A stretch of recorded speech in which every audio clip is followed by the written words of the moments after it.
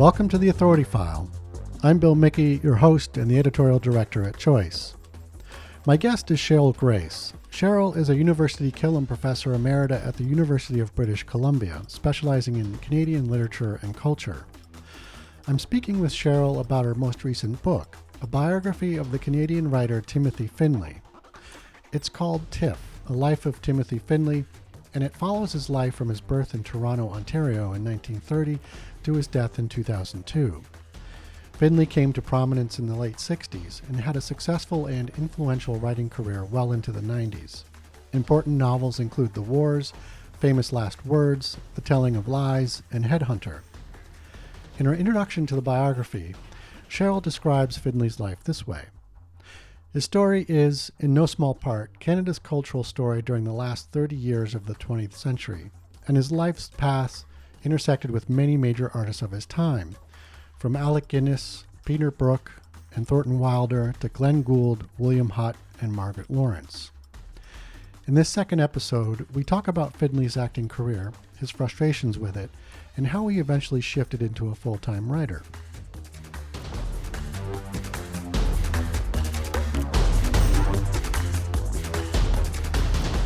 So I'd like to get a little bit more detail on Findley's career.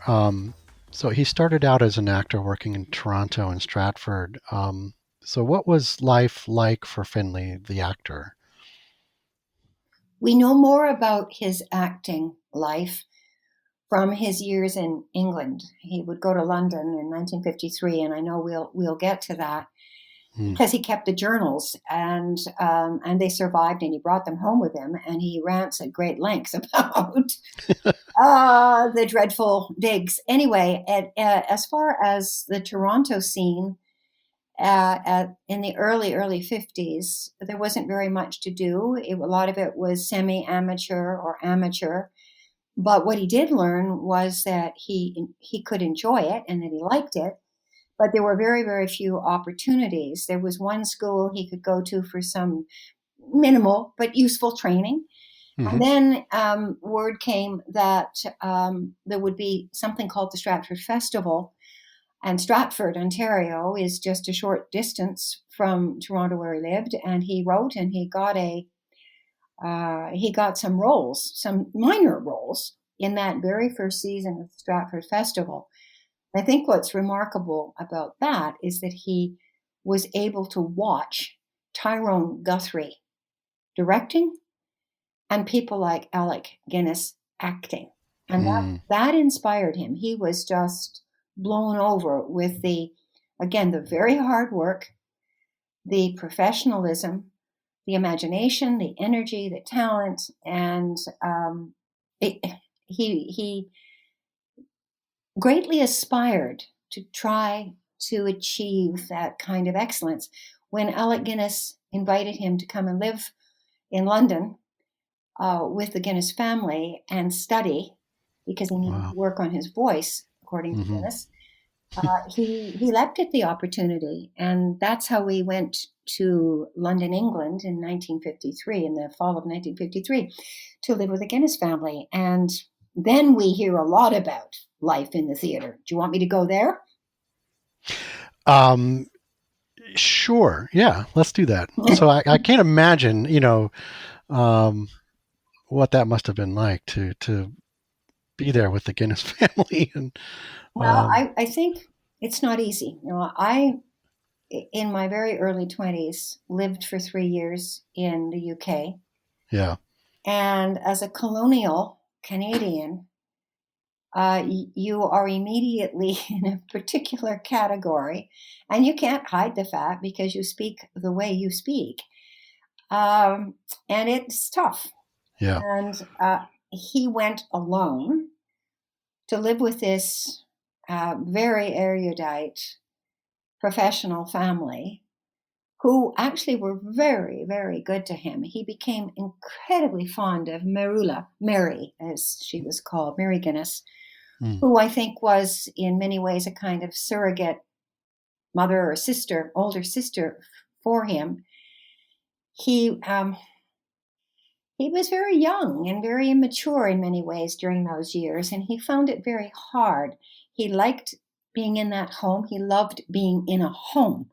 The Guinnesses had a young son. They had pets, dogs, and these things made him feel at home. Once he left the actual living with the Guinness family in their home in London and started acting, he had to, of course, tour and go to digs. And I'm sorry, the digs are not very good for actors.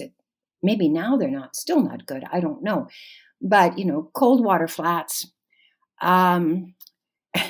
lousy food, no proper way to bathe, and on the road all the time. And there's some wonderful entries in the journals from these years about how he hates acting, how the theater is a dreadful profession. He has to get out of this profession. He can't. And then there'll be another entry where things have gone well and he's pleased and he meets people. And then there's one marvelous entry, and I think this is when he's in Liverpool, and the landlady is delightful, and he can get a warm bath, and he luxuriates in a warm bath and is able to get all the grease paint out of his pores. And blessing of all blessings, this landlady had a piano and he could play the piano. And so there's one gig tour where he actually seems to be happy. He can have a hot bath. The landlady is cheerful, and he can play the piano. And I remember thinking when I read that, oh, Findley, give yourself a break. You're just a young guy. Have some fun. Right. How do you think this period impacted? What kind of impact this had on his acting as a career? It sounds like he, just being on the road was rougher than he might have liked.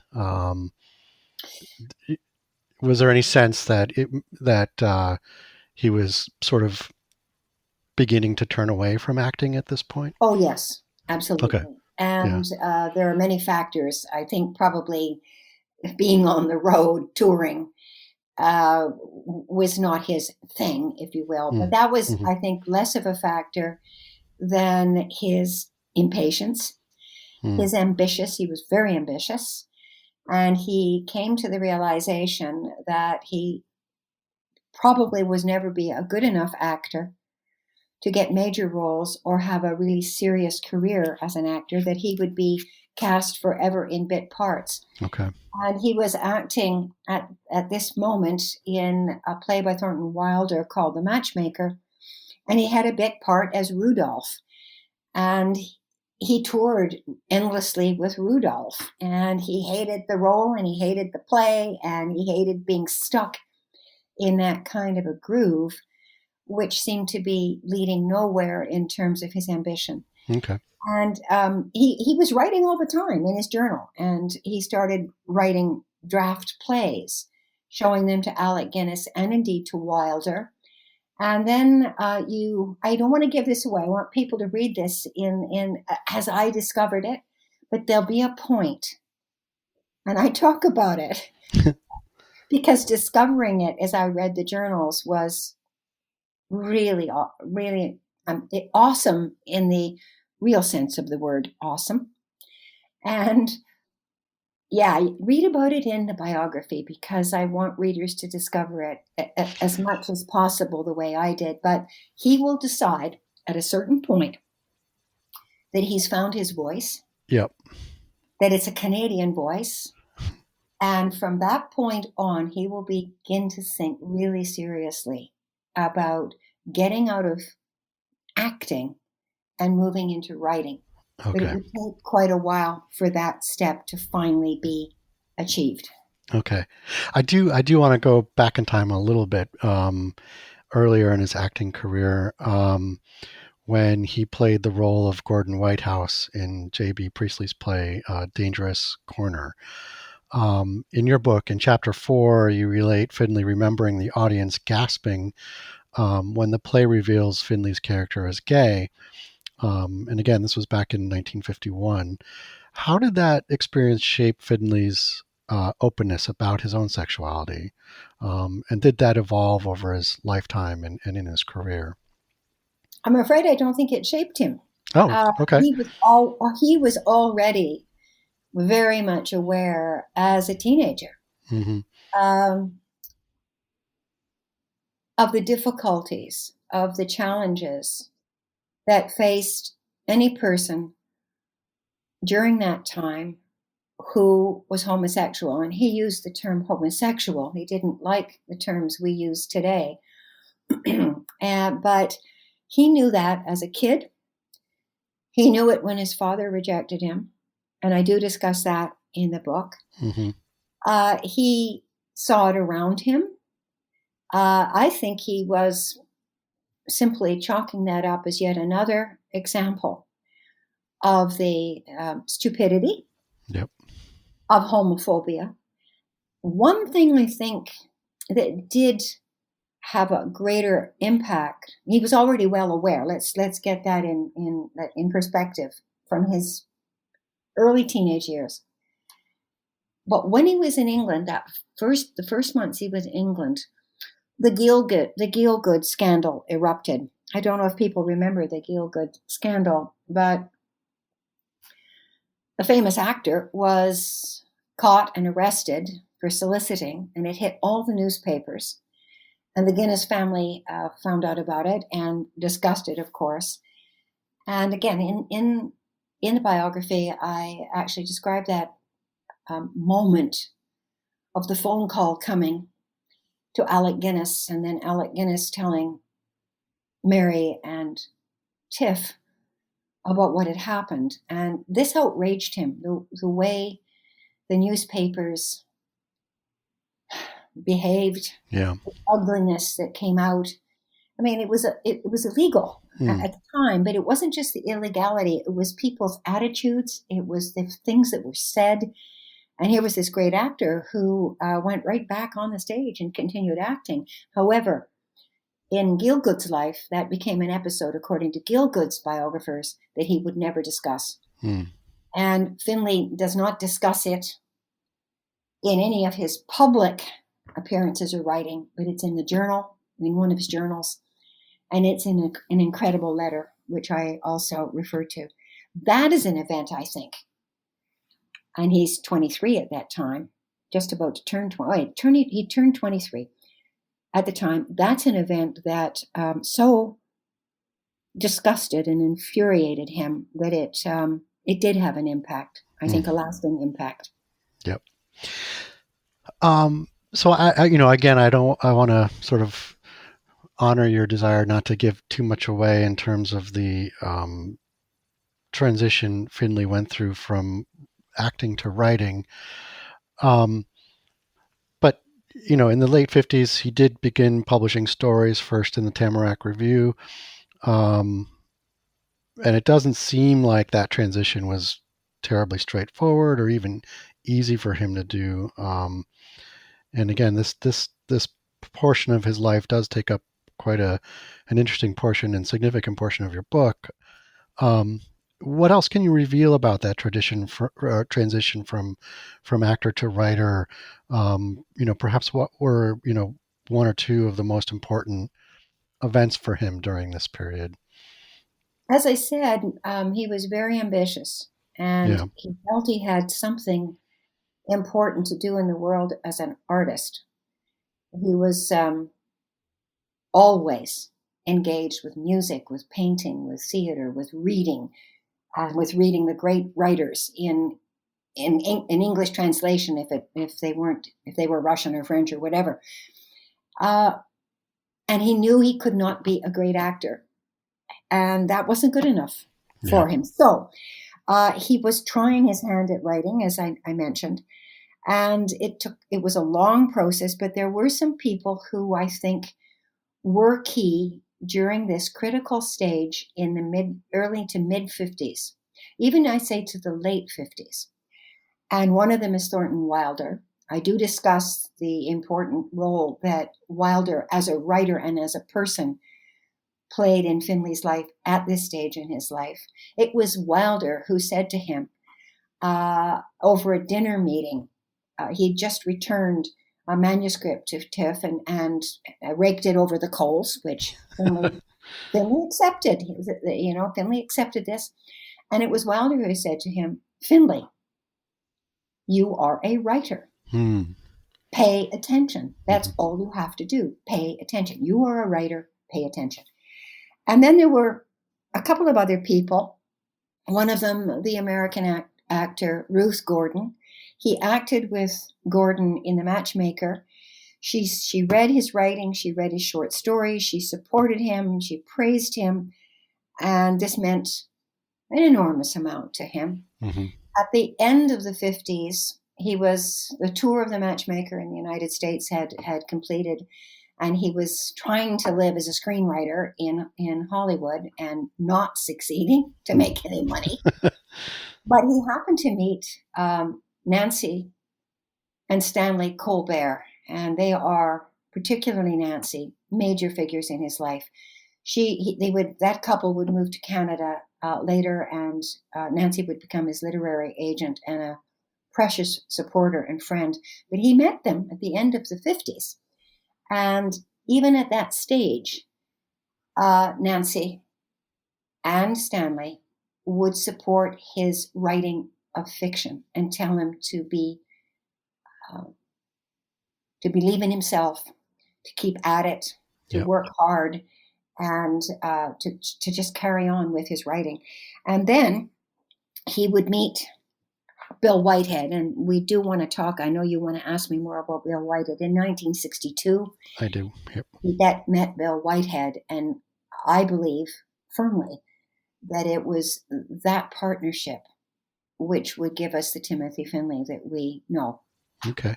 I'm curious, Cheryl, as you were doing your research for your book, and of course you have the benefit of hindsight and kind of knowing how Findley's life and his writing ended up. But when you were reading his journals and various other correspondence, did you get the sense that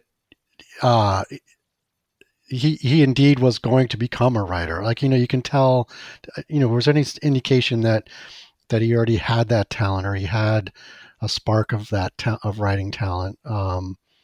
Did it make sense to you as you look back across his correspondence or journal entries that this is where he would go in his career?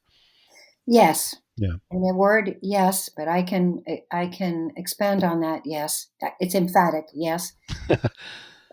What's hard for me to do is to separate hindsight, knowing, But I must say that I found an early diary from when he was a teenager, the earliest extant document of the sort that I could locate.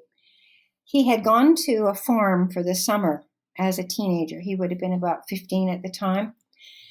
And he had a marvelous time, this city boy, doing real manual labor on a farm. And he wrote about it in this little sort of, it's not a journal, it's really more like a diary. However, when he wrote about it, he described scenes that he liked. Animals, trees, the fields, in detail, in lovely details, little metaphors and lovely details. And then he would describe a scene in which something happened very briefly. One that I remember stood out for me was when they went to bring in cattle from that strayed out into the fields. They had to bring them into the barns in the evening, and how impressed he was with the skill of the farmer and the size of the animals. Anyway, it was a scene. He described it as a scene, a vignette. Mm-hmm. And right there at that age, I, at least, looking at this document, said, yeah, you're a writer, kid. Yeah, right. Okay. And it just goes on from there. So in his journals, he does this. He describes scenes. He describes dialogue in the journals, not just his feelings or his responses to things that he's witnessed, but he actually makes little vignettes, little scenes, bits of dialogue. And so, yeah, I remember saying to myself at one point, why is it taking so long for you, kid, to see who you really are here?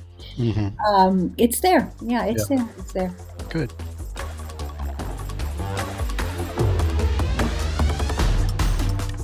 You just heard from Cheryl Grace. Cheryl is a University Killam Professor Emerita at the University of British Columbia, specializing in Canadian literature and culture.